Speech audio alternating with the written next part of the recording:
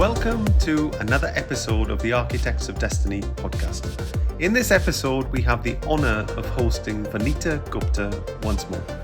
Vanita Gupta holds a PhD in molecular biology, an MBA in pharmaceutical marketing, has 3 years of doctoral training in oncology, 8 peer-reviewed publications, and was a medical director leading scientific strategy in science communications for high-profile institutions for over a decade. Vanita combines the world of science with embodied spiritual knowledge and shares with us how to make better lifestyle choices in line with our Ascension process. We talk about the interplay between our spiritual development and physical healing. It is our absolute pleasure to introduce Vanita Gupta. When we talk about ascension and spirituality, we very often forget an important aspect. Our physical vessel that carries all these codes and upgrades and carries us through this incarnation.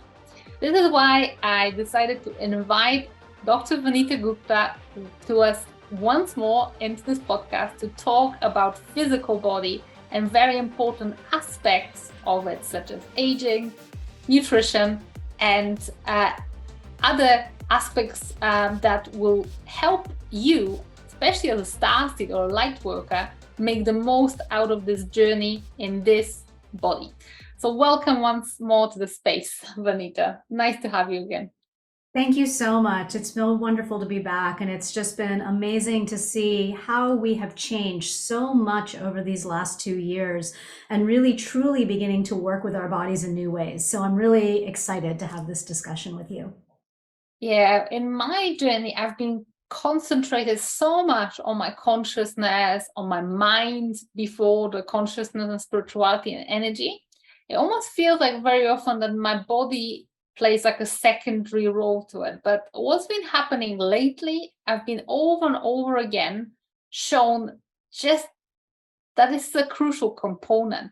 And my body never stops to amaze me. And especially over the last few months, what I've noticed since we moved to Costa Rica, since we've changed our diet, it actually naturally changed for so much more fresh and unprocessed foods, how our bodies started behaving in a way which I consider a bit strange, but which is so good.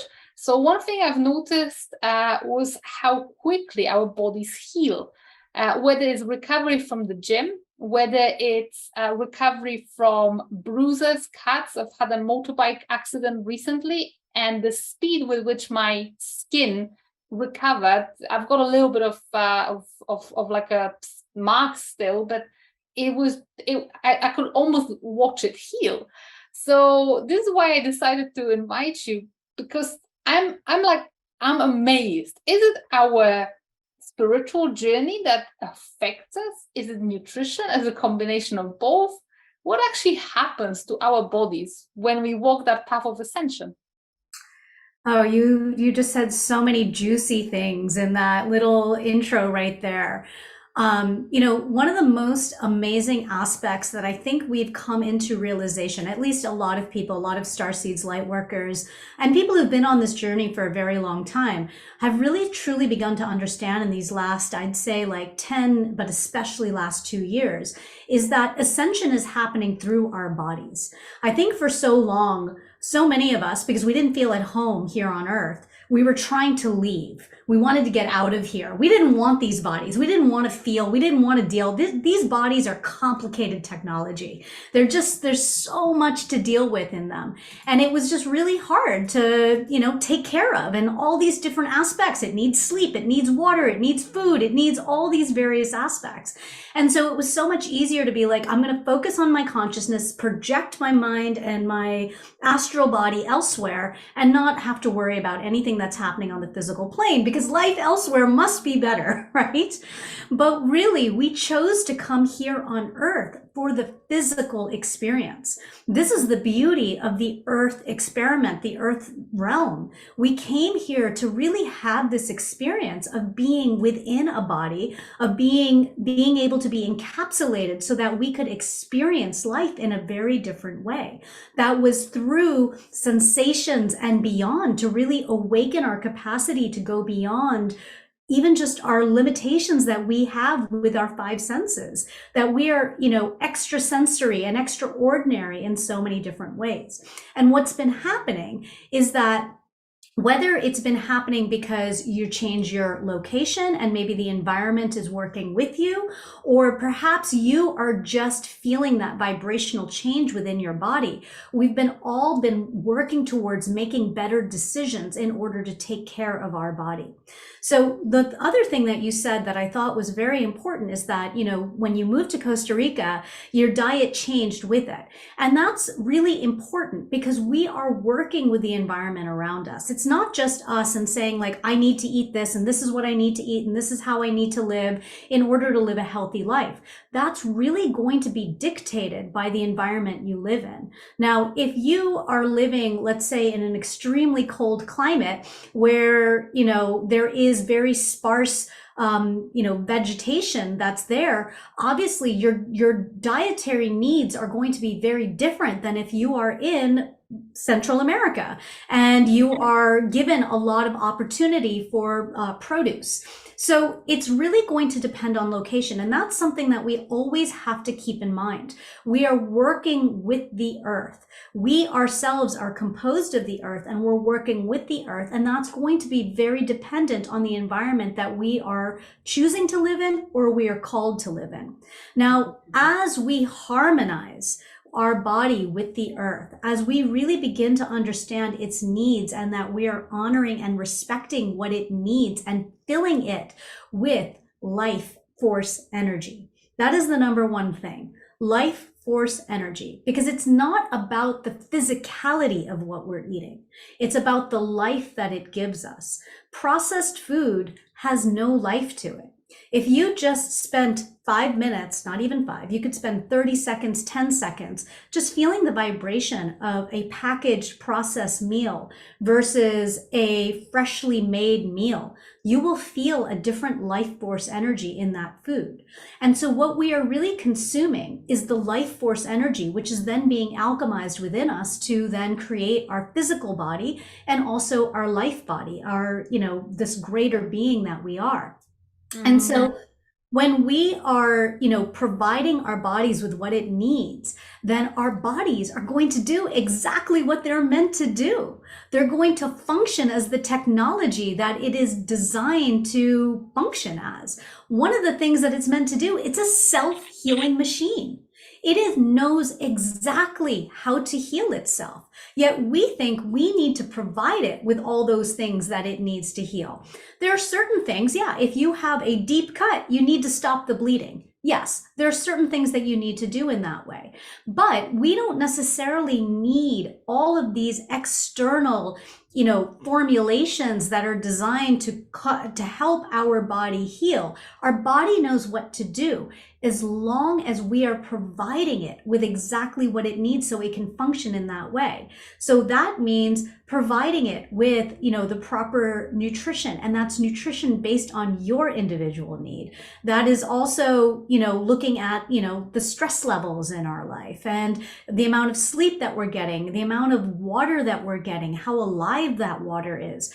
There are lots of little components that we continually, upgrade. And as we become aware of, we can make better. But the better we give our body these inputs, the easier it is for our bodies to do what it's meant to do. And this is how we self-heal. This is how we reverse age. This is how we live extended lives within this body here on the physical plane. Yeah, what was really surprising for me, it's just like, I think this is our natural ability. Like you say, it's our natural ability to self-heal. But we've been conditioned so long that it's not natural, that you have to medicate, that it's almost like I was surprised when I saw my burns heal, when I saw my cuts heal with increased speed. I've cut myself enough times throughout my life to know how long it takes. But I could almost watch it repair itself. Same when I had a big break from going to the gym. Normally I would be in ache for at least a week, and I've recovered within a day, and I was just amazed. But all this amazement, it actually should be something natural, but we don't know about it. We almost like expect it to go wrong rather than, hey, healing is my natural state. This is what my body does. This is how amazing it is. But when you're mentioning all these components, it's almost like the pieces of a puzzle are starting to kind of fall into places, because yes, not just our nutrition changed because we're eating less processed food, but because we're eating less processed food means we're cooking more at home. Our kitchen is like this alchemy laboratory. It's constantly, the dishwasher is constantly on because there's so much going on. The cooker is constantly on because we are cooking 3 or 2 meals a day. There's always something happening. That's where the process happens. But also what happens is it's all made with love.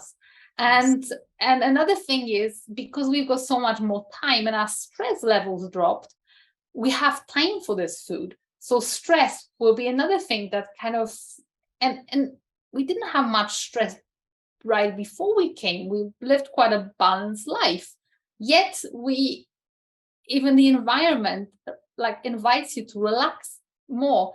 So yeah, there are all these things that you don't take into consideration day to day. And also when you live in a place where there is highly processed food, where there is a lot of stress, you don't even know how good it can be when it all changes. But everybody can create this environment for themselves, really. And what I really liked is what you said about the frequency of processed food.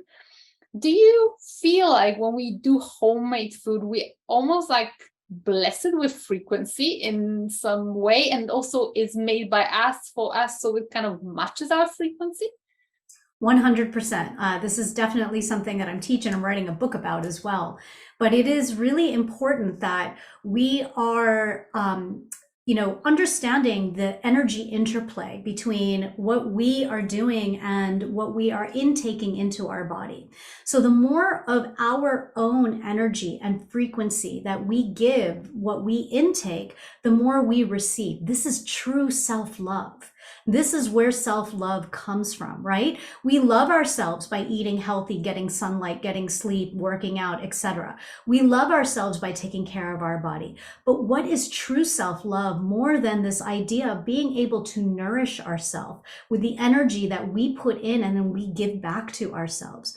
I know that I had read a while back about a Native American tradition. I don't know, which tribe it was, or, if maybe this was a, common tradition amongst multiple tribes, where, if they were planting a seed, they would suck the seed in their mouth, and they would allow their saliva to kind of integrate with the seed, and they would also hold it into their hands before they would plant the seed into the ground, because they were infusing it with their own genetic codes and their own energy signature, so that the plant would work with them and provide that person with the nourishment that that person needed. And so the more we begin to understand this interplay of energy, of how we are receiving and what we are putting out and getting back, we're going to really truly understand how to take care of our body, because we're going to be responding to our own energy signature. And when we're responding to our own energy signature, we know how to take those next steps to be that better version of ourselves. I mean, it's such a beautiful relationship that we develop with ourselves when we are really looking at it through the power of food. And it really begins in small ways. Now, it's not that easy for people to cook every meal for themselves, especially when they're living busy lives. And, we're all moving towards this, idyllic, environment where we can be a lot more self-sustaining, and where we can have, access to the food that we want. And maybe everybody in the family has, seeds that they've sucked on, and, they've imprinted their genetic code, and everybody's got their little box, their plot, these are ideas, right? That we can take it to the next level. But it really just starts with the simple steps that you take in your everyday life. Maybe it means packing your lunch and taking it to work with you. Maybe it means like making, your morning drinks and your morning food at home rather than grabbing it to go. Maybe it's sitting down for a meal and just allowing yourself to take a breath before you sit down and eat, and allowing that to infuse that energy, allowing your body to prepare to infuse the energy of food into you. these small steps make a big difference over time. That's how I started. You know, when I started playing with my own body and my own health 20 some years ago, 25 years ago, I really started in the most simple ways. And I never would have imagined that I am where I am today with my health and, you know, my understanding of food. But it starts with a simple, small change. It's not about making grand, glorious, you know, exclamations to the world that I'm going to do this and then getting yourself in over your head because, you know, it becomes to be too much in order to maintain that. It's about making small changes every day that you can adhere to, that you can stick to, and really commit yourself to, so that you can take yourself to the next level and build upon that. And that's really where that self-love comes from. It's not overwhelming yourself. It's about the simple choices that you can make and commit to, so that you are really, you know, building that belief system in yourself that you can do this and that you love yourself. Yeah, when I'm listening to you, what springs to my mind is how, for me personally, cooking was always a chore, because this is what my mum considered cooking to be, not the previous generation. My grandmother put her heart and soul into the kitchen. She was literally starting to make dinner after breakfast. She was over her like a Aga type of stove all day cooking. And that was her role. She also farmed her own garden. She had farm animals. Everything was like, she was pretty much self-sustained. But then the next generation, my mom's generation, something shifted there where convenience became available, and it was like all these instant products, and you know, something where you can just heat it up, you don't have to cook from scratch. And my mom obviously was a working woman rather than like my grandma, who was a farmer but also like a, you know, stay-at-home person who was just providing for the family. Something shifted somewhere between the 70s and 80s in my country, Poland, and it was ingrained in me that to cook for yourself is an effort, and it's good to outsource it. It's good to make it simple, because you're then more productive, because you're not wasting time. And what's the point in cooking if you're going to eat it in 5 minutes? And I grew up with all of that, and I didn't even realize until when we've moved here, we had a bit more time. There's no so much distractions, no shopping centers to go to, there's no commute, nothing. And all of a sudden, and the days are shorter, there's not much to do in the evenings. I'm like, well, why don't I just make a cheesecake? Or why don't I just make a brownie? Or why don't I just make my grandma's recipe for potato pancakes? And I'm like, and I started actually for the first time developing pleasure in cooking.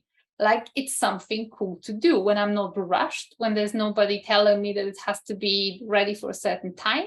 It can be a really nice experience. And for me, it was like a massive discovery. It's like cooking is not a chore, but I never thought about it in the way you describe it, as a self-care, because it was always just like more like, oh yeah, just something that needs to be done. But if it's kind of like an act of self-love or the love to your family, I think it could, like, this mindset can shift it all. Yeah, self-service and self-love. It's so wonderful to hear how much you love cooking. I remember when we first started talking and getting to know each other, you talked about how much you hated cooking. And it's really wonderful to hear, you know, just how much that has changed within you.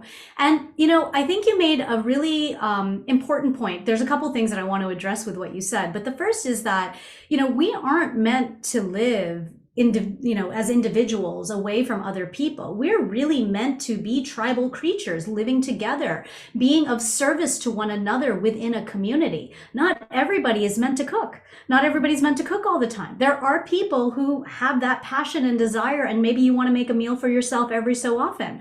But to do it day in and day out, that is not everybody's individual role, because that would mean that we would get nothing else done.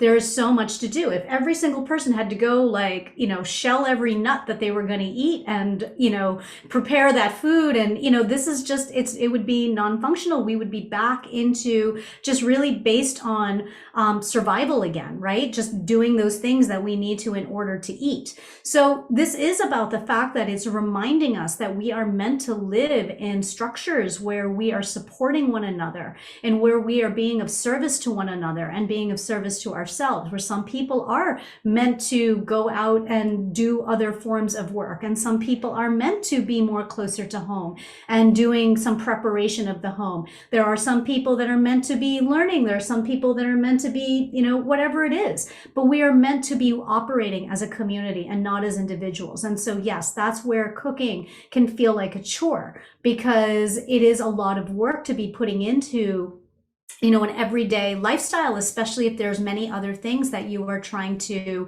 keep in check. I can tell you, I'm spending more time at home than I've ever done before, because, my primary focus is homeschooling my daughter, and my clients are all online. And so it's been an interesting thing witnessing, even where I feel like I'm more time at home, I have less time to cook than I did before, when I was just taking care of myself and my family from like that perspective of cooking. But now that I have to maintain my daughter's, health and wellness and education and every aspect of her life, 24 hours a day, it takes a lot more of my time. So I'm really grateful to have a partner who also cooks and who can supplement for me when I am not able to do that. So we are meant to be, in community.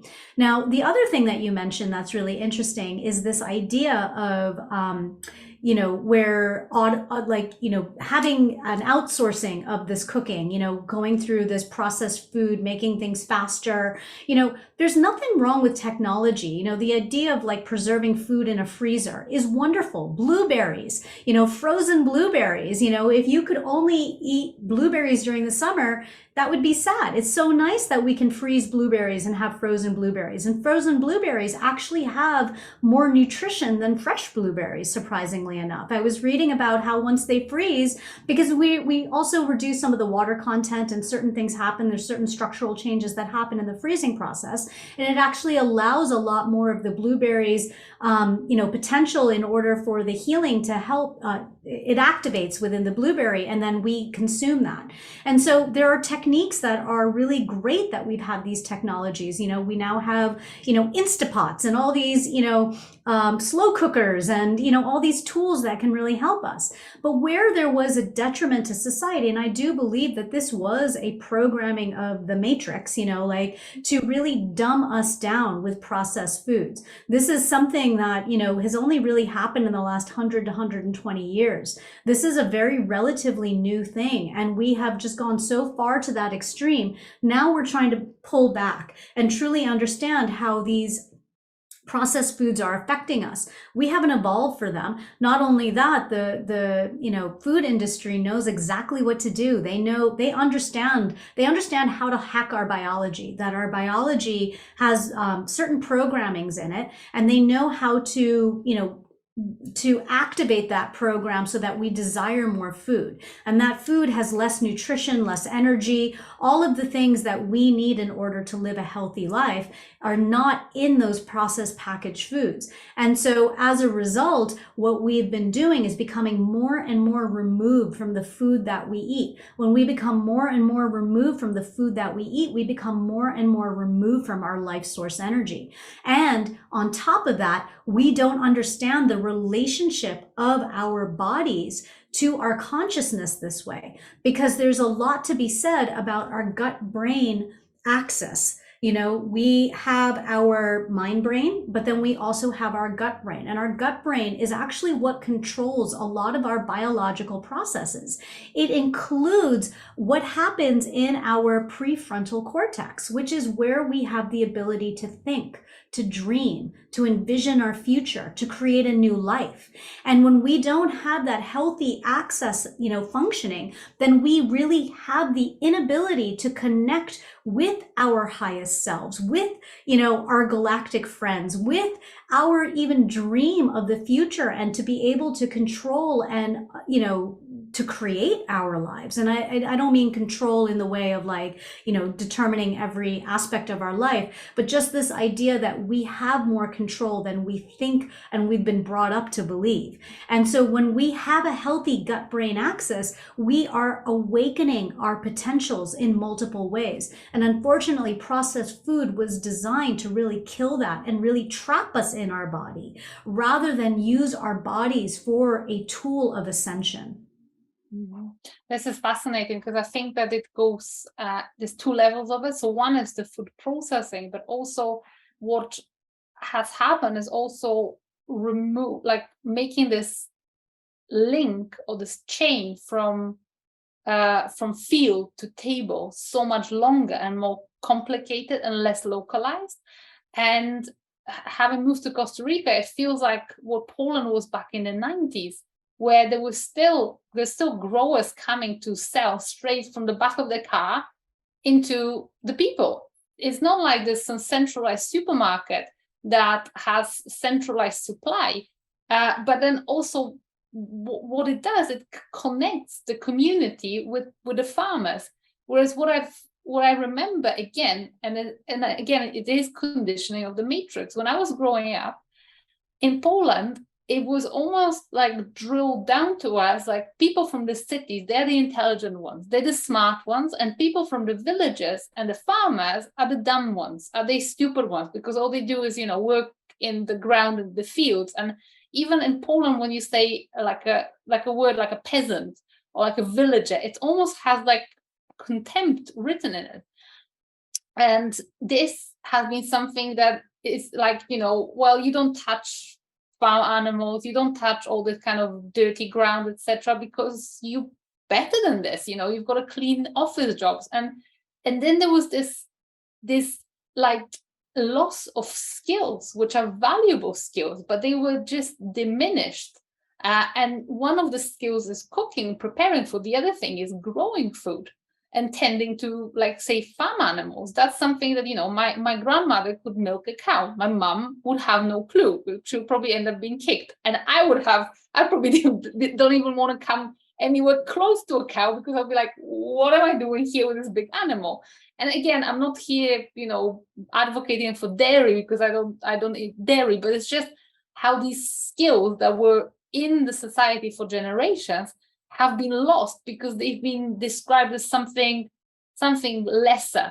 So that is also a part of the programming, but I feel like people are reversing it a little bit.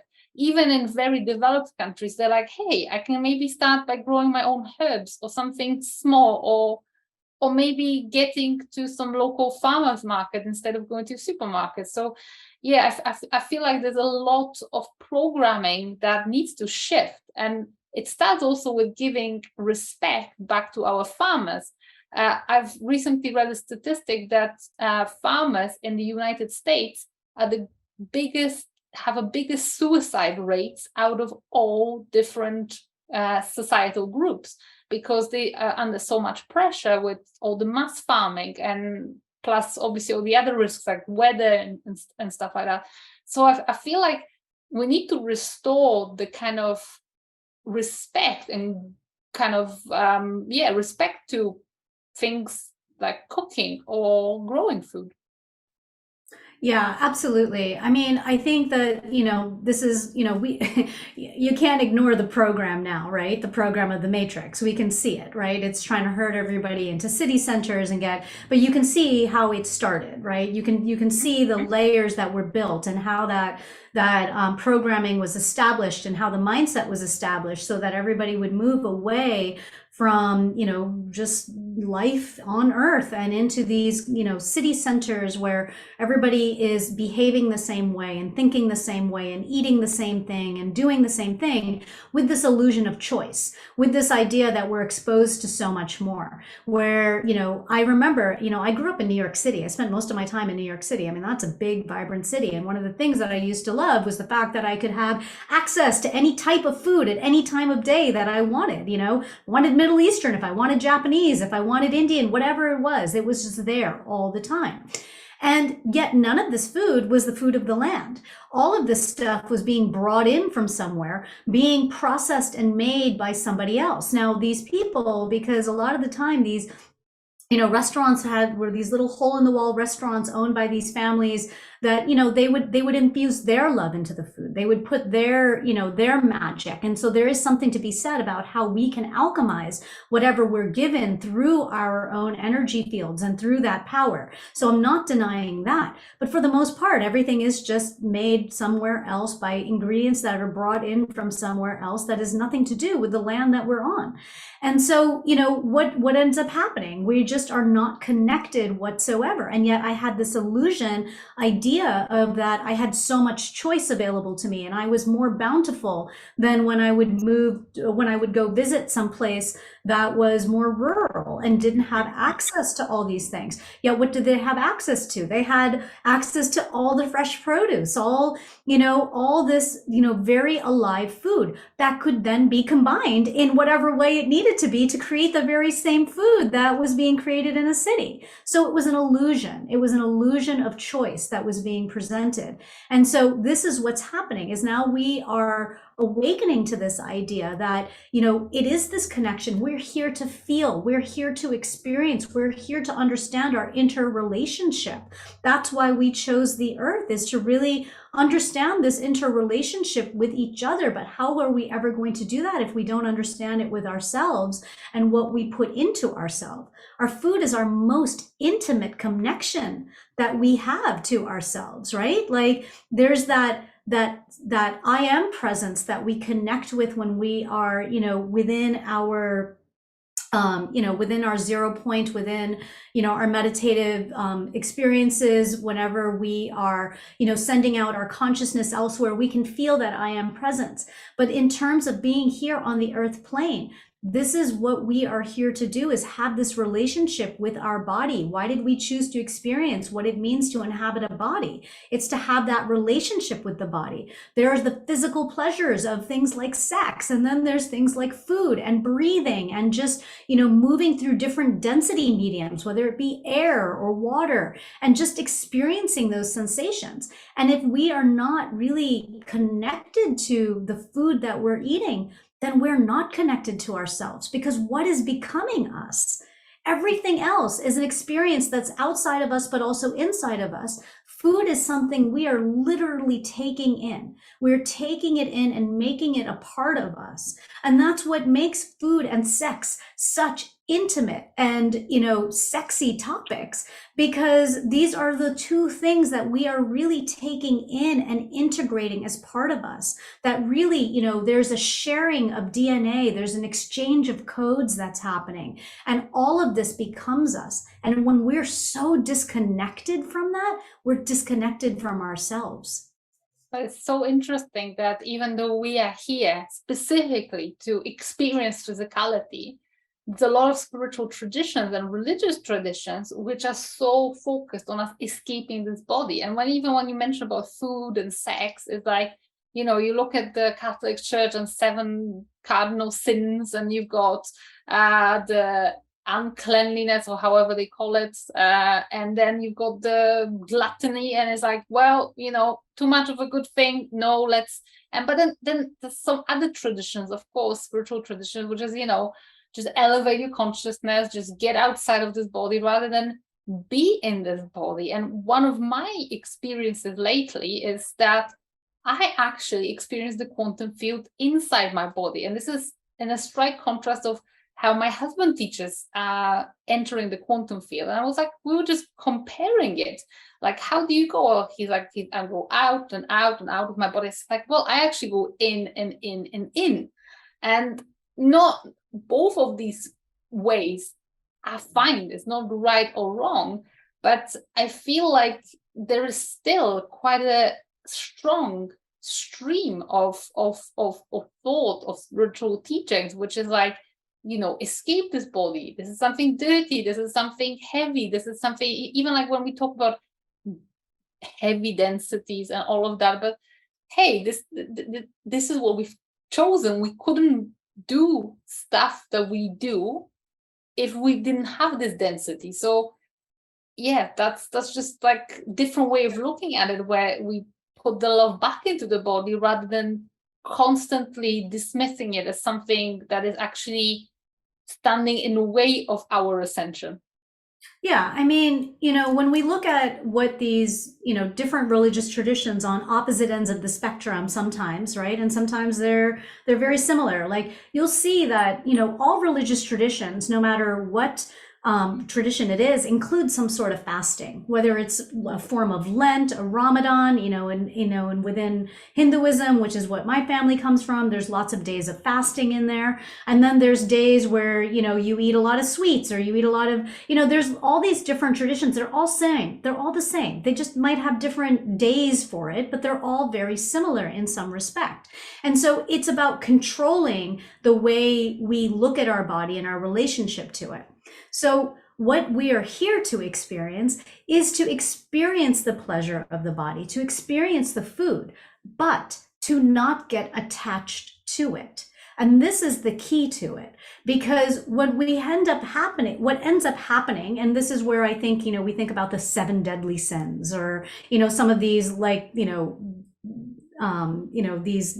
I don't know what they call, like codes, which, we shouldn't be, ascribing to. And I think they're very true, because what ends up happening is that we can become attached to the human experience. And then this is what then prevents our ascension. We're here to experience, but we're not here to get stuck in it. And that's the key. So when we are enjoying the food, it's allowing ourselves to have that experience and enjoy it, but not to the point where we don't allow ourselves to evolve so that our diets change, that it changes based on our environment. It changes based on our needs. It changes based on our physical vibration. Because as we begin to vibrate higher and higher frequencies, as we begin to literally, it's on a scientific level, we're literally moving faster. These little atoms within us are moving faster and faster and faster. There is less need for density.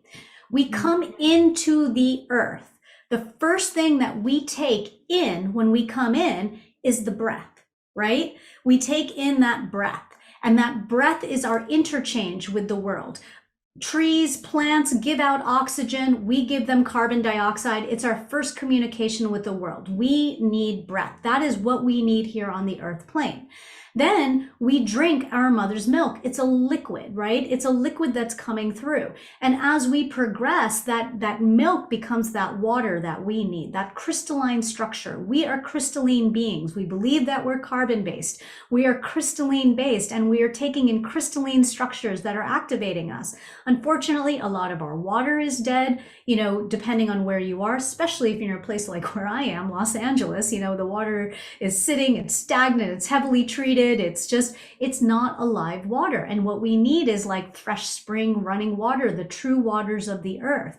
And, when we are allowing ourselves to really get the proper water, whether we filter it and, do all our magic to it in order to activate it, when we take that in, we are being nourished. Food is the last thing that we need. We can, as humans, can survive without breath, without air for the least amount of time. Water for the next. Food, we can go on for a very long time without food. We don't actually need food. Food is something that we need to sustain the body, but it is not the ultimate requirement that is the same way that breath and water are. And so it's really important to remember that, when we become attached to food, we're becoming attached to that density. We're not allowing ourselves to evolve. So as I mentioned, as our vibration increases, there's going to be less need for the same foods. You're going to suddenly see like, oh yeah, I don't really like wheat, or I don't really like dairy, or I don't really want meat in the same way. There's nothing wrong with eating meat. It's just a matter of like how much you're consuming and how it's being consumed and why it's being consumed and what kind of meat you're consuming. But then as you begin to vibrate higher and higher, you might find, hey, you know what? I really just don't want that anymore. I don't need that for my body anymore. And there's nothing wrong with that. And that's the point, is just to allow yourself to evolve. There's nothing wrong with eating meat, and there's nothing wrong with letting it go. There's nothing wrong with allowing that process to happen so that you can just feel into the needs of your body. As you vibrate higher, what you're going to desire are more alive foods. Now, it's important to remember that even vegetables can be dead. It doesn't necessarily make, when I'm saying more alive foods, it's not saying you have to be a raw vegan, because, if you were stuck someplace and you went into a McDonald's, let's say, and you got a salad, you'd be eating dead food, even though it's a salad, because you know that there's the life force energy within that salad has just been completely depleted based on how it's grown and how it's served and all these different things. And so there's nothing it's not about, what you're eating, if you're vegetarian or vegan, or you're an omnivore. It's not about that. It's about the life force energy of your food and fulfilling the life force energy of your body in the vibrational state that it's in, and determining what it needs based on that. This episode is brought to you by the Quantum Club. The Quantum Club is a membership program designed to help you develop your spiritual abilities, such as connecting to your galactic soul family as guides, speaking light languages, channeling, transmitting and receiving light technology.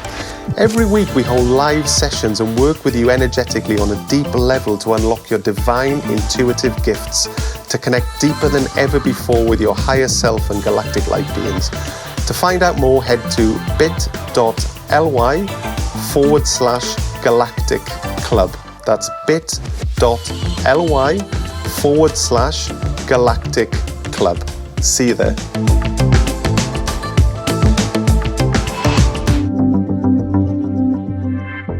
A couple of interesting aspects that I want to touch on based on what you just said, and they to do a little bit with our aging process, and how what we eat or how we've been conditioned to eat may actually speed it up in an unnatural way. Because one thing that started playing on my mind over the last couple of years is whenever we're connecting to any extraterrestrial beings, they don't ever age the same way we do. So let's say you're connecting to the Arcturian Council as opposed to the Arcturian Collective. They feel like more mature energies, but they don't look like some kind of withered, wrinkled, elderly men. They're still like in their prime, and they still look youthful. Whereas we are used to our bodies withering with the age.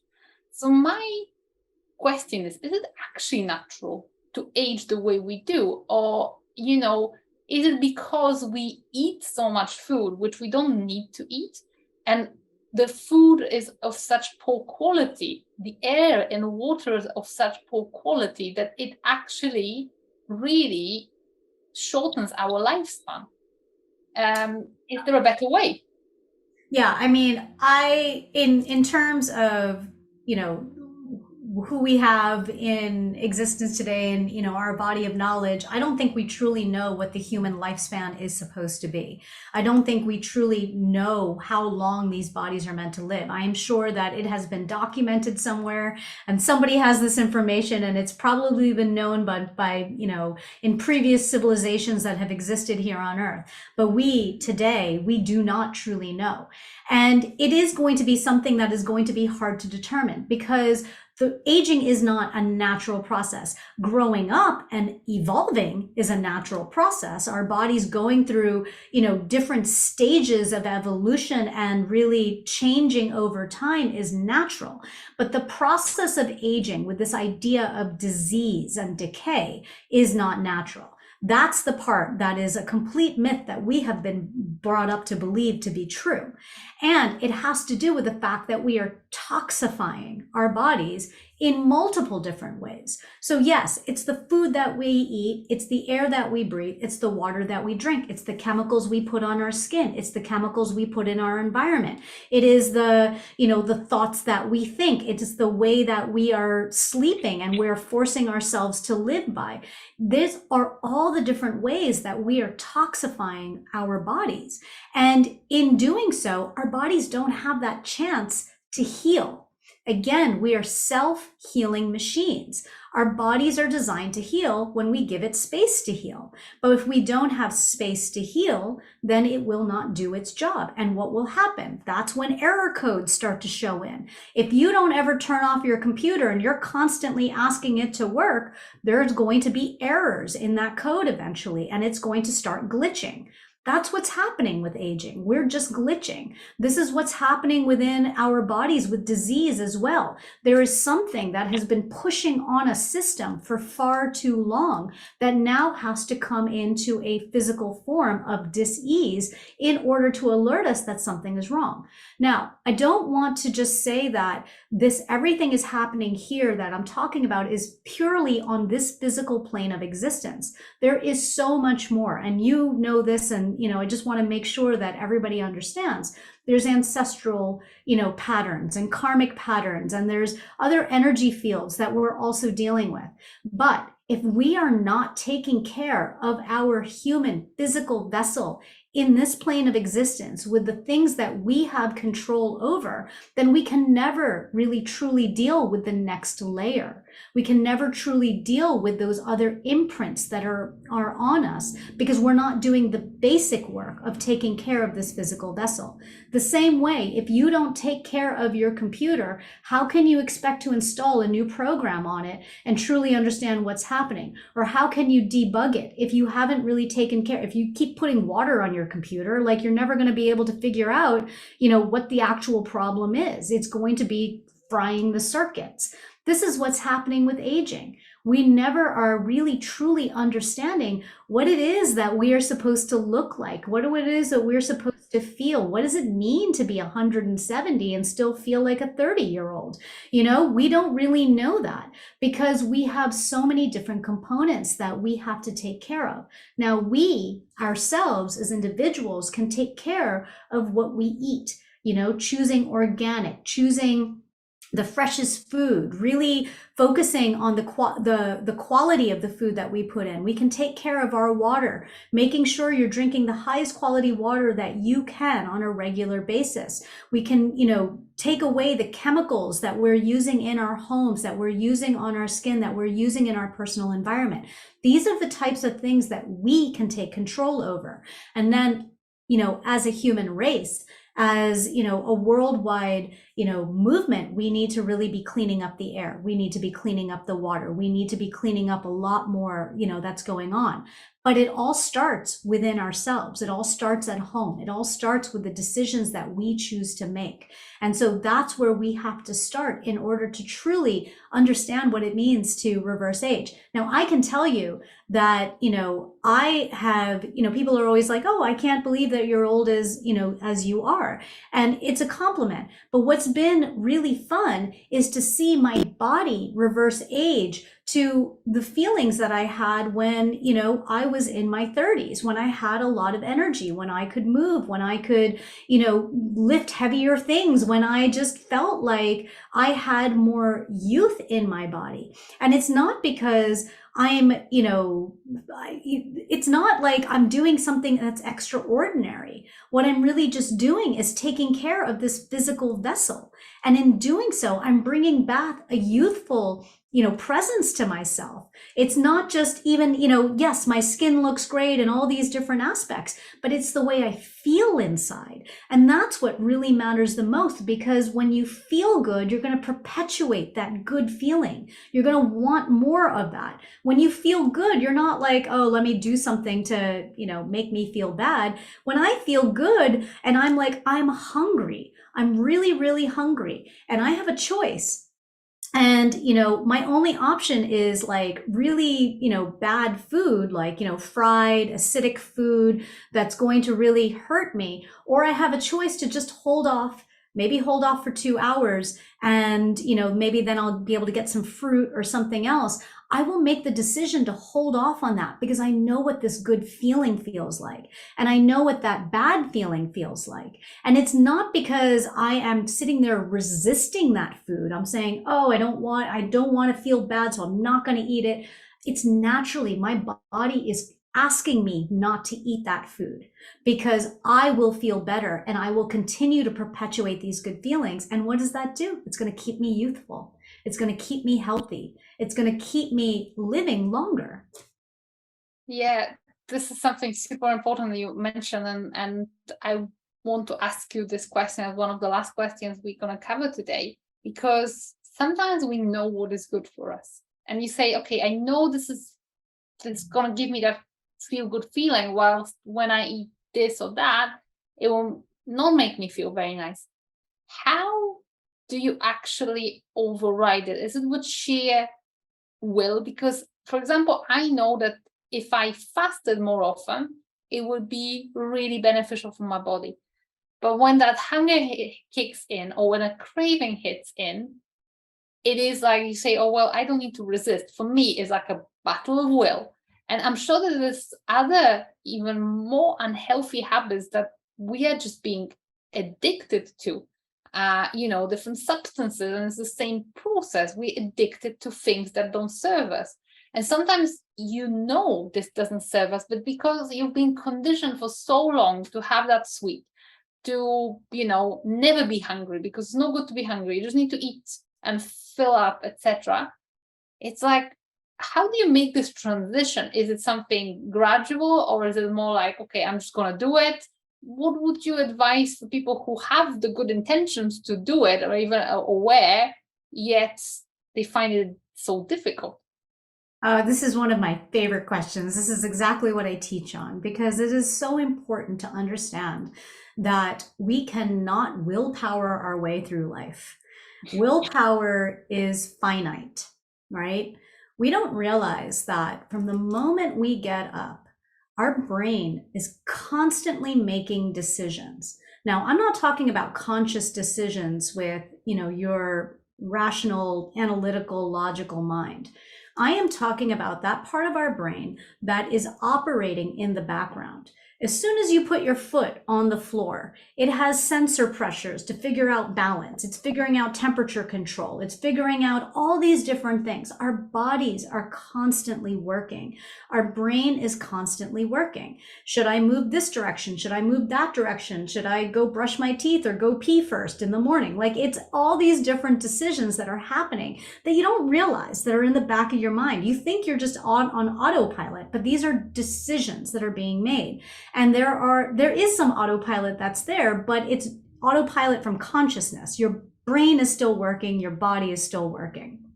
Now, what ends up happening is now you've just made, I don't know, a million different decisions by the time you've sat down and you're ready to eat breakfast. And you're like, should I have, that bowl of fruit, or should I have bacon and lots of it and coffee and, something else? And, you're like, I know this fruit is probably a better way to start my day, because I won't be, putting stress response on my body. Like, there's nothing wrong with the bacon. I can eat that later, but maybe let me just start with the fruit. But your body's like, oh, I really, really want that bacon. You're like, okay, I'm going to eat the fruit. I'm going to do it. I'm going to do the good decision. I'm going to save that for later.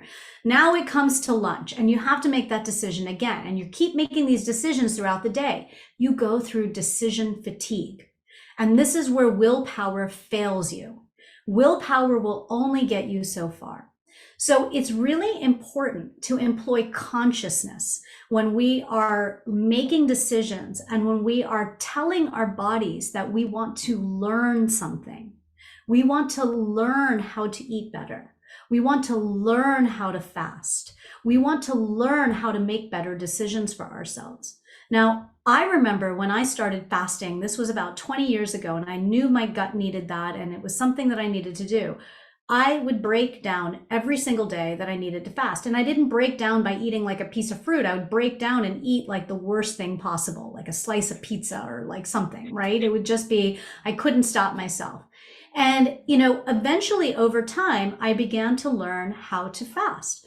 And it wasn't because I was, doing something differently with the sense that I was, eating better foods, or it was simply by really working with my consciousness. So the days that I would break down and eat something like whatever it was, I would just say, okay, you did that. This is what, you allowed yourself to do. I didn't chastise myself for it. I didn't put any negativity towards that, because again, we're feeding ourselves energy. And if I were to feed myself that food, that slice of pizza, and feel guilt and shame as I'm eating it, that guilt and shame is doing more damage than that cheese and that wheat.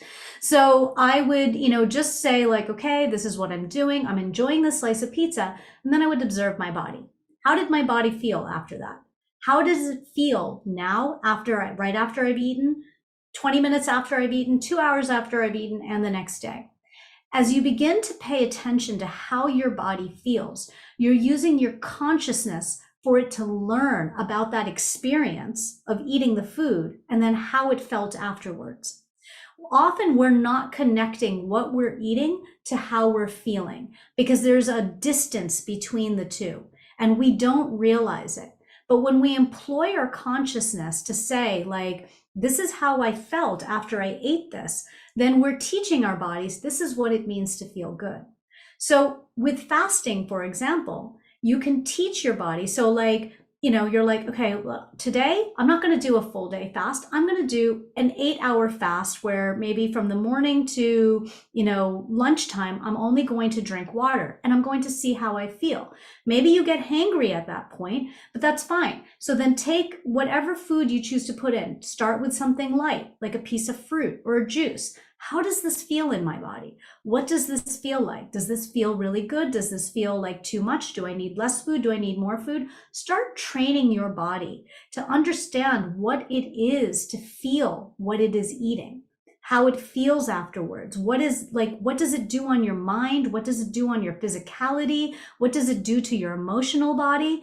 Just use your consciousness. And as you start to employ this technique more and more often, your body is going to start to be trained so that it's not using willpower to resist that food, but it is using the feeling that you are desiring to achieve. When we're manifesting, when we are talking about this idea of creating our life, what are we doing, right? We're envisioning something that we desire, but we're not seeing the thing, we're feeling the thing. If you want a new car, for example, it's not about the new car, it's about how that new car makes you feel. We're bringing it to us because we are bringing that vibrational frequency of how we desire to feel. So when you start thinking about the food that you're eating and linking it to how you feel, your body is going to start to say, this is the vibration that that food gives me. This is the vibration that fasting gives me. This is the vibration that I'm feeling, and I desire that thing. So I'll tell you, like, now I've gotten to the point where I try to, and don't always succeed at it, fast 3 days a week, like Monday, Wednesday, Friday. And it doesn't always happen. But this past Monday, for example, we had just gotten back from this consciousness festival, and I was like, okay, I just need a break and I really want to fast today. But it was too much of like going from an experience and coming home, and I had to integrate all those experiences, and it was too much for my body to be able to handle alone. It needed support. And so, I was like, okay, you know what? I'll give it the support it needs. So I had fruit smoothies. I had like 2 fruit smoothies, and that was exactly what I needed. I gave it the fiber, I gave it a little bit of sugar, I gave it some nutrition, and that's exactly what it needed. And so today I woke up this morning and I was like, you know what? I really don't want to fast. I don't want to do it. I just, I'm home with my daughter, but that was me being lazy. And I recognized that laziness. And I was like, oh, I could just do this. I could do that. I'll just fast tomorrow. But I caught my mind. I caught my mind in the cycles that it was going through. So as you get more in tune with yourself, as you begin to understand the way your mind works, the way your body works, what it truly desires, as you really become intuitive with your body's needs, you're going to be able to catch your programming and all these various mechanisms and like the ways that it tries to trick you to do something different. And you're going to be able to recognize it so that you can fulfill its needs. So today I'm fasting. I'm drinking only water, and it feels really good. My body is really happy with it. My body is encouraging me to keep going on. And I've now quieted the mind. And I realized, oh yeah, that was just my ego being like, you don't need to do this. So, it's about really learning who you are, what you are, how you think, what you need, and just being in resonance with it and remembering that this is not a religion, right? You don't need to create hard, fast rules for yourself. It's about creating guidance and direction, honoring yourself, allowing yourself to make mistakes and learn from those mistakes. That's not a problem, right? It's okay that you broke your fast and you decided to eat something. Just love yourself through the process and learn from it. Beautiful. Vanita, lastly, how are you helping your clients at the moment? I'm sure that the process that you just said, this is probably something do you help people one-on-one? Do you have groups? what is it that we can learn or experience from you at this moment in time? Thank you. I'm working with clients one-on-one right now. I was running groups before, and I will have a program that I will put online for people to work through themselves as well. But I mostly work with clients one-on-one because I really find that I love that intimate relationship that is, really identifying each individual person's unique needs. And I'm also writing a book right now to share a lot of this information so that people can really empower themselves, because in the end, that's all that, I desire, is for people to empower themselves to make better decisions for themselves. This is not about changing other people around you. We need to start with changing ourselves. And when we can change ourselves, we become an influence to those around us because they see our light shine. And that's really what it's about, is about increasing our light. So yes, people can reach out to me. I'm mostly active on Instagram, but I can be found on Facebook. I have some YouTube videos up too. There's some recipes on there as well. And then I have my website, foodalkhemix.com. We'll link up to all of that in the podcast notes and in the YouTube description. Thank you so much, Vanita, for sharing so much valuable information, but not just information, but like an embodied knowledge, because you're not just, like talking the talk, you're actually walking the walk. Everything for you is experiential. So thank you so much for imparting this wisdom onto our listeners. And well, I'm sure that that's not our last encounter. Thank you so much. It was really an honor being here. Thank you. Thank you for listening to another episode of the Architects of Destiny podcast. Be sure to subscribe, and we will see you on the next episode.